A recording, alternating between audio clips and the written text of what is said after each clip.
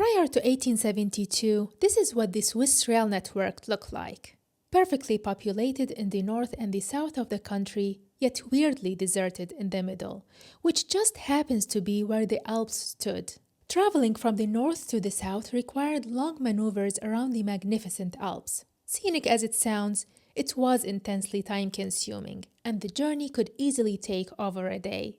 In an ambitious attempt to connect the two sides of the country, legislators proposed the almost unthinkable: to dig a tunnel through the Alps. At first glance, the idea might sound almost absurd.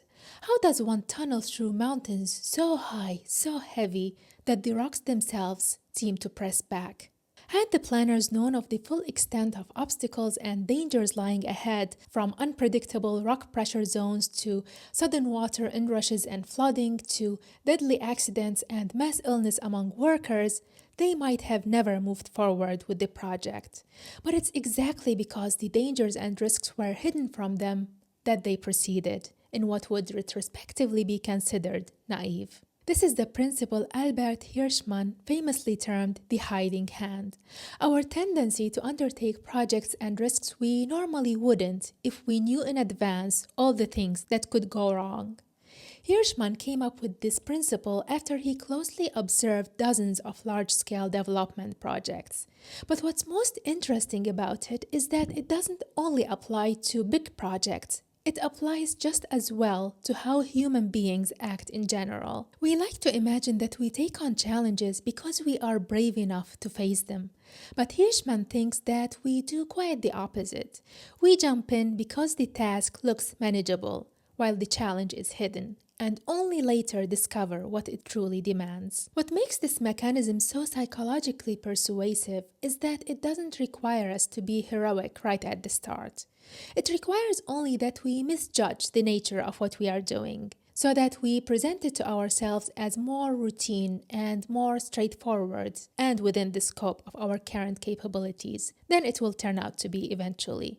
However, once we get started and as difficulties begin to present themselves, we tap into a creativity that was just as hidden to us at the start as the challenges ahead. Hirschman illustrates this with one almost comical example from Bangladesh, formerly East Pakistan. A paper mill was built on the banks of the Karnafuli River, designed around what seemed like an obvious advantage: the region's abundant bamboo forests, which would supply the raw material for pulp. It was, as far as development planning goes, a textbook case of rational location. Place the mill near its natural input and you save on cost and logistic complications. But then, almost as soon as the mill was completed, bamboo decided it was time to start flowering, which meant only one thing: it will soon start to unceremoniously die. Nobody could have foreseen this. Bamboo exhibits extremely unpredictable flowering timelines that, depending on species, range anywhere from 3 years to over 130 years.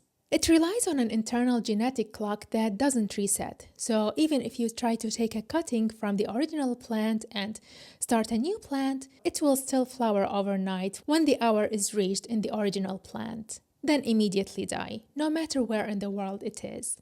So suddenly, the very resource upon which the success of a seemingly straightforward project depended became unavailable. At this point, one would think that the sensible thing to do might have been to call the whole endeavor a mistake, but instead, caught by sunken costs and institutional pride, the project did exactly what Hirschman's principle predicted. It improvised. Substitute materials were sought, technical adaptations were made, and new sources were secured.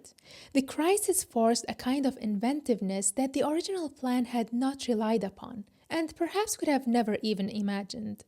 The point isn't that the planners were foolish to underestimate difficulties. It was that they were equally wrong to underestimate the creativity that those difficulties would later summon. Hirschman notes that creativity always comes to us as a surprise. We don't trust it until we have already seen ourselves produce it.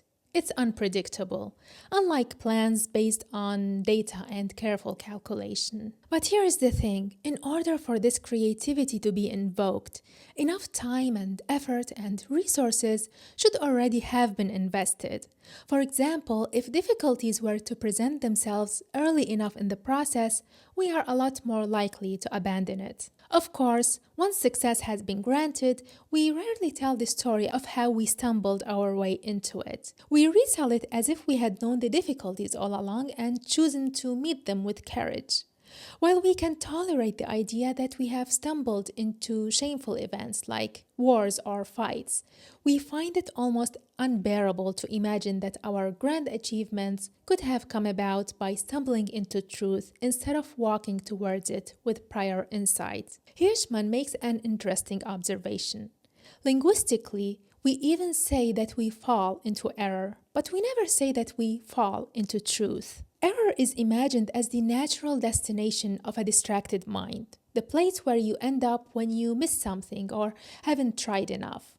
Truth, on the other hand, is always narrated as an achievement. We arrive at it, we reach it, we discover it, as though it was something we should strive for, when realistically, we invented both concepts.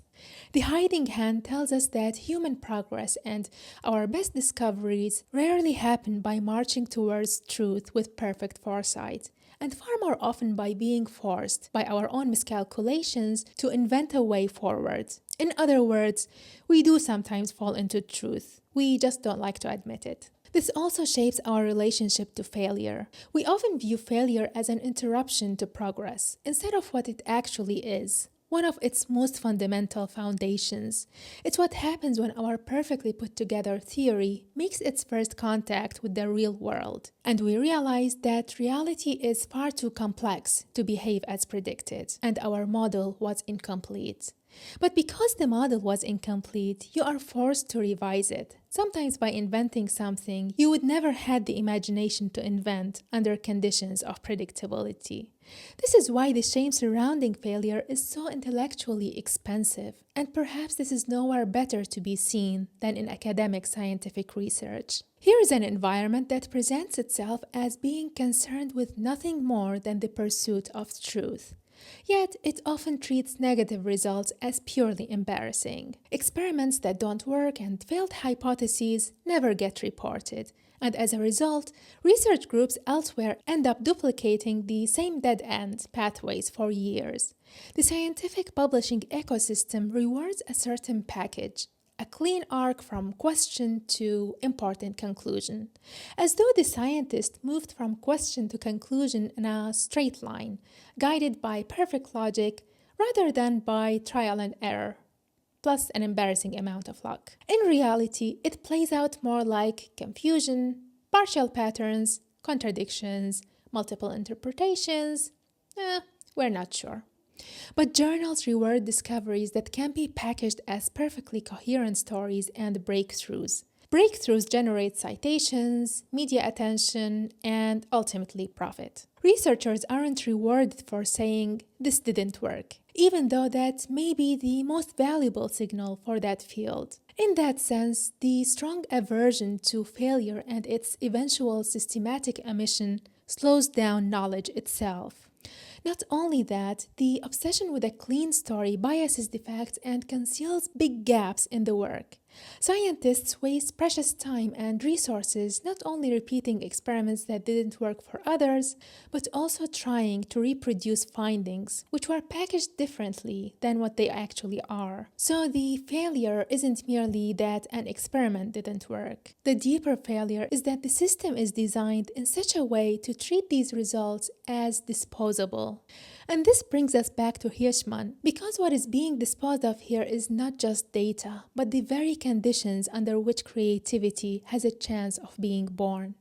We claim to worship discovery, yet we design institutions that only reward discoveries that can be predicted and packaged into a neat story, and then sell the story that success is something you could have planned in advance. It is no coincidence that at the same moment our culture becomes more obsessed with metrics and optimization, we also grow more suspicious of what cannot be quantified: improvisation, and our capacity to adapt. We treat creativity like an indulgence, something you sprinkle on top of a plan to make it more shiny, rather than an indispensable part of the plan. This isn't to undermine the role of data and planning, nor to glamorize creativity, but plans, with their comforting predictability and quantifiability, often masquerade as though they can hold the whole weight of the endeavor. And we buy that, instead of treating both as equally fundamental. Hirschman's point is exactly that progress, whether political or personal, rarely begins with perfect clarity and a correct model of reality. Far too often, it requires a kind of necessary dose of ignorance that makes action possible. And actually, it just so happens that there is no better place to find creativity than in the shower. I talk more about that in the next video.